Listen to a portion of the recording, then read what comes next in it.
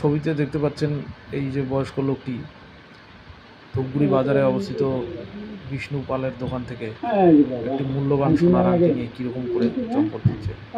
প্রথমে তো লোকটি আসে, এসে সেই দোকানে অবস্থিত বিষ্ণু পালের স্ত্রী রূপকে জিজ্ঞেস করে সোনার আংটি দেওয়ার জন্য।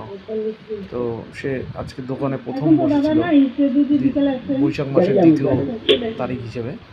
তো প্রথমে লোকটি বিভিন্ন রকম আংটি দেখতে চায়, তো তাকে নানা কথা দিয়ে কনফিউজ করে এবং পরবর্তীতে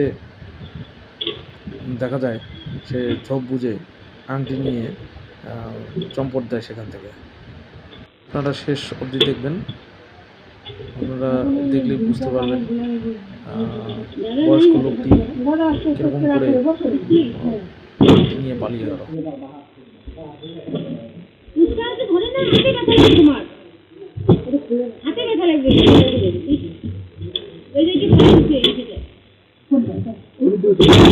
এই সেই পিক মুহূর্ত যেখানে বিষ্ণুপালের স্ত্রী রূপাপালকে কনফিউজ করছে এবং সবগুলো আংটি তাকে দেখাতে বলছে, দেখাতে বলছে এবং বাইরে তার নাকি চেনা পরিচিত লোক আছে বলছে, এরকম করে তাকে বিভিন্নভাবে কনফিউজ করছে। এই যে আপনারা দেখতে পাচ্ছেন বিষ্ণুপালের স্ত্রী রূপপাল আংটিটি দিল, আংটিটি ওজন করলো, আংটিটি যথেষ্ট ছিল, মূল্যবান ছিল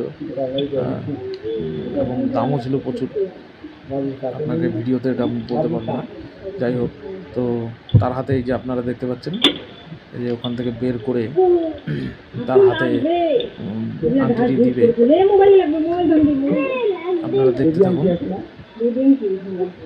এই আর একটু পরেই এই আংটিটি নিয়ে এই যে দেখুন কনফিউজ করার চেষ্টা করছে। এই যে দেখতে পাচ্ছেন, এই যে ইস্যুটা সরিয়ে দিল, এই যে বারবার বাইরে তাকাচ্ছে, বারংবার বাইরে তাকাচ্ছে এবং তাকে বিভিন্ন কথার মাধ্যমে কনফিউজ করার চেষ্টা করছে। যেহেতু সে প্রথম দিন আজ দোকান বসছিল, যে বারবার বাইরে তাকাচ্ছে, বাইরে তাকিয়ে বলছে আমার এক রিলেটিভ আছে, আমি আংটিটা দেখিয়ে আসি। এই যে বাইরে যাওয়ার প্রস্তুতি নিচ্ছে, এই যে দেখুন, এই যে পালিয়ে গেল।